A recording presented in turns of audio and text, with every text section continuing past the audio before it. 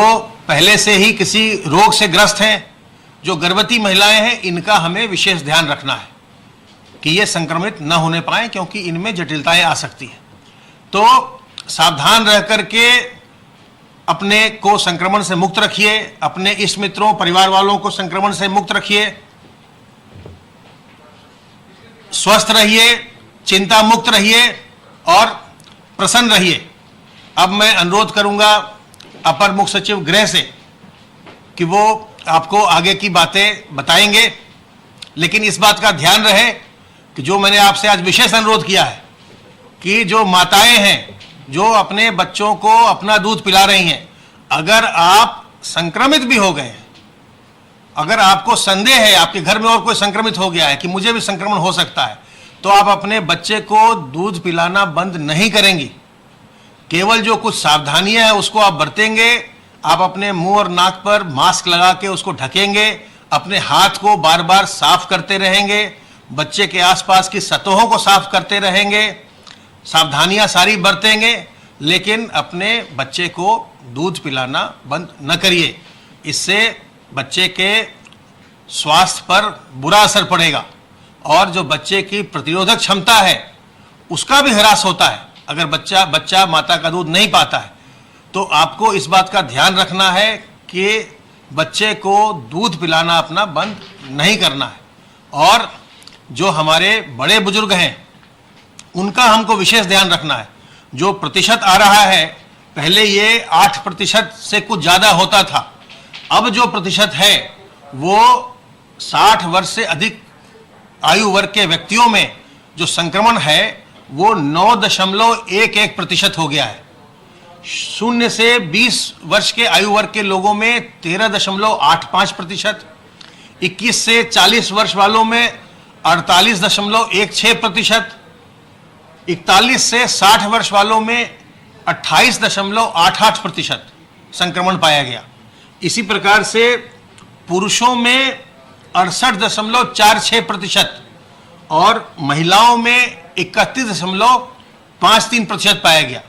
लेकिन जो विशेष गौर की बात है कि जो 60 साल से अधिक उम्र के व्यक्ति हैं जिनमें संक्रमण होने पर जटिलता होने की संभावना ज़्यादा रहती है, उनका प्रतिशत अब 9.11% हो गया है।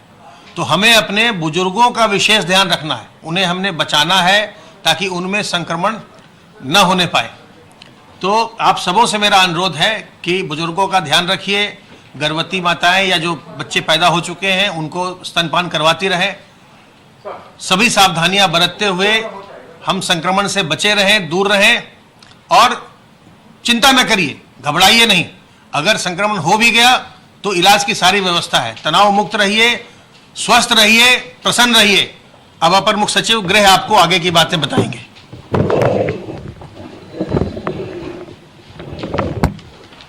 माननीय मुख्यमंत्री जी ने कोविड की बैठक आज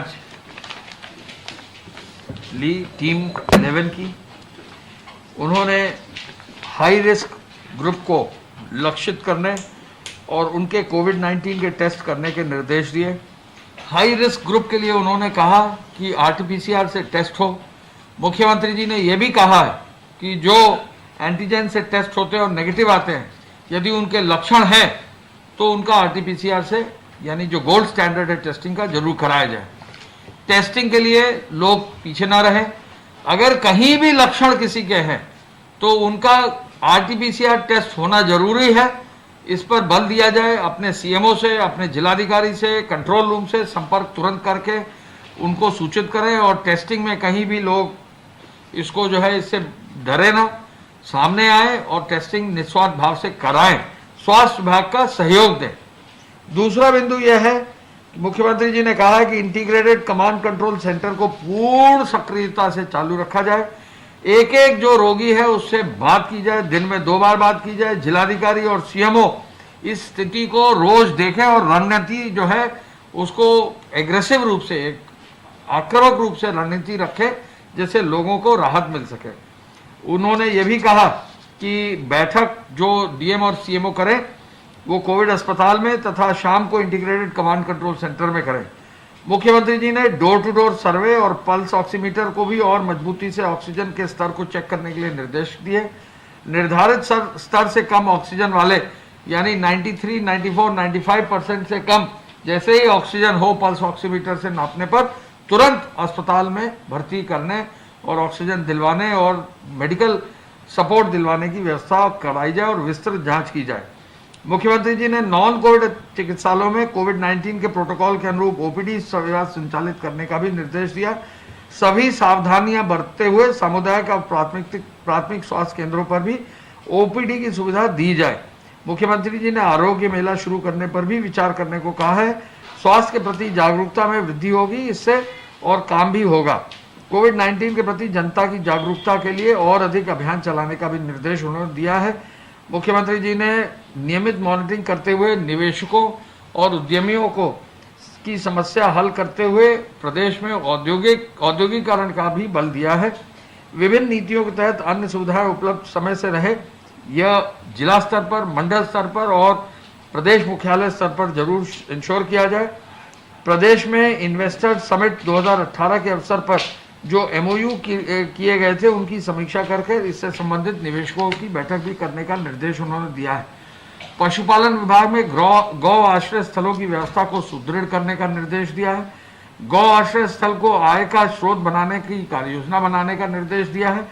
बायोगैस प्लांट स्थापित किए जाए, जो गौ आश्रय स्थल पर गोबर है उसका प्रयोग करते हुए बायोगैस प्लांट स्थापित करते हुए बायोगैस जनरेट कराई जाए और उसको बेचा जाए, जिससे इनकी आय के स्रोत भी बढ़े और इकोनॉमिकली जो हमारे गौ आश्रय स्थल है वो वायबल होते चले जाएं। बायोगैस प्लांट की स्थापना के लिए हर हालत में मजबूती से काम करें। ईंधन के लिए जो गैस प्राप्त होगी वो दूसरे और अच्छे किसानों को उनको बांटा जाए। आज 2,29,338 एफआईआर अब तक धारा 188 में दर्ज कर दी गई है। 4,42,000 लोग नामजद किए गए हैं। 73,649 वाहन सीज किए गए। 84 करोड़ 16 लाख जो है शमन शुल्क वसूला जा रहा है। 4,38,000 से अधिक वाहनों को परमिट देकर आवश्यक वस्तुओं की व्यवस्था सुनिश्चित की जा रही है। 926 ईसी एक्ट की एफआईआर दर्ज करके 446 लोगों को गिरफ्तार किया गया है। कुल 1252 लोगों को नामजद किया गया है। फेक न्यूज के 2,632 मामले हैं। कंटेनमेंट जोन की संख्या कुछ घटी है। अब कंटेनमेंट जोन 19,076 रह गए हैं। 1201 थानों में 14,40,000 मकानों में 79,72,000 लोग चिन्हित हैं। 50,000 से अधिक लोग इन कंटेनमेंट जोन में हैं और इंस्टीट्यूशनल क्वारंटाइन में 31,565 लोग हैं। हम ये भी बताना चाहेंगे कि आज माननीय मुख्यमंत्री जी से किसान यूनियन का एक दल मिला था। किसानों की समस्याओं के लिए उन्होंने अपने कुछ बिंदु रखे थे। मुख्यमंत्री जी के साथ बहुत ही सकारात्मक जो है बैठक हुई। उस किसान यूनियन के दल में श्री राकेश टिकैत जी और सभी वरिष्ठ उनके पदाधिकारी थे। इस दल ने अपनी जो बातें रखी हैं, मुख्यमंत्री जी ने आश्वस्त किया है कि किसानों की हर समस्या का समाधान राज्य सरकार द्वारा किया जाएगा।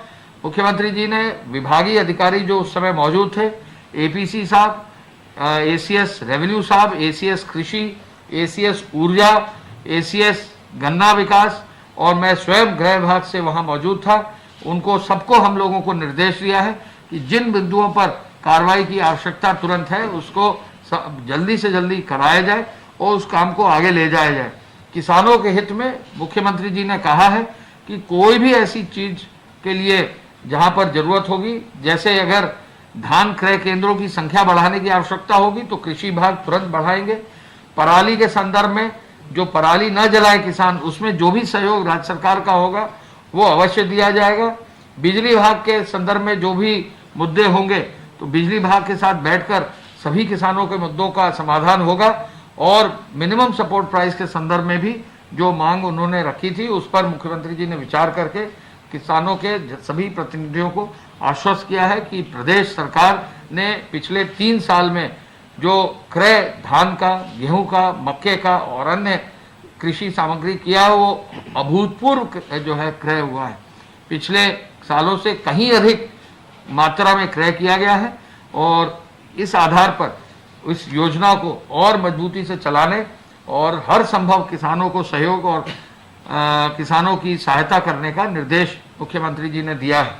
किसान प्रतिनिधियों ने इस बात पर भी मुख्यमंत्री जी से खुशी जाहिर की कि लॉ और ऑर्डर पर प्रदेश में जो मुख्यमंत्री जी ने कार्य कराया है उससे किसान भी खुश हैं, आम जनमानस भी खुश हैं। महिलाएं जो है रात 10 बजे के बाद जो है ग्रामीण क्षेत्र में वो स्वयं सामने आ रही हैं, तो निश्चय ही इसका फर्क देखने को मिला है।